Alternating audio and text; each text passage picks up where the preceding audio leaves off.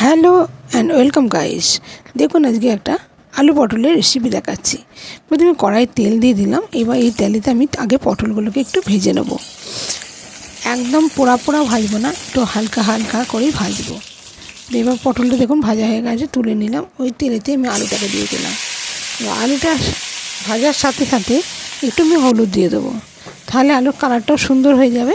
তা এবার ভালো করে একটু নাড়াচাড়া করে নেবো, নিয়ে তুলে নিয়ে তারপর এই কড়াতেই আবার একটু তেল দেবো।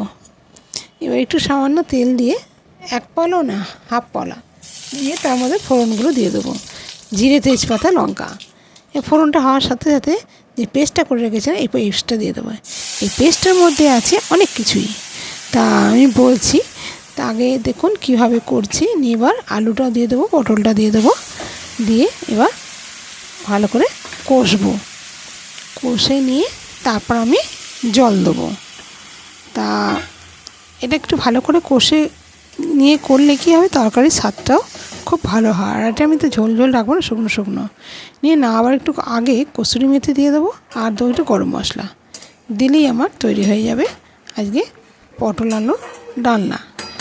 আপনাদের কেমন লাগলো রেসিপিটা? যদি ভালো লেগে থাকে তার চ্যানেলটা সাবস্ক্রাইব, পাশে দেবেন, লাইক কমেন্ট করতে ভুলবেন না। তো যাই হোক, মশলাটার মধ্যে আমার ছিল আজকে ধনে, জিরে, লঙ্কা, দই, নুন, মিষ্টি, হলুদ এইসব দিয়ে করেছি, একটু কাশ্মীরি লঙ্কার গুঁড়ো এই দিয়েই করেছি। কেমন লাগলো আপনাদের? আশা করি খুব ভালো লাগবে। লাগলে একটা কমেন্ট করে জানাতে ভুলবেন না।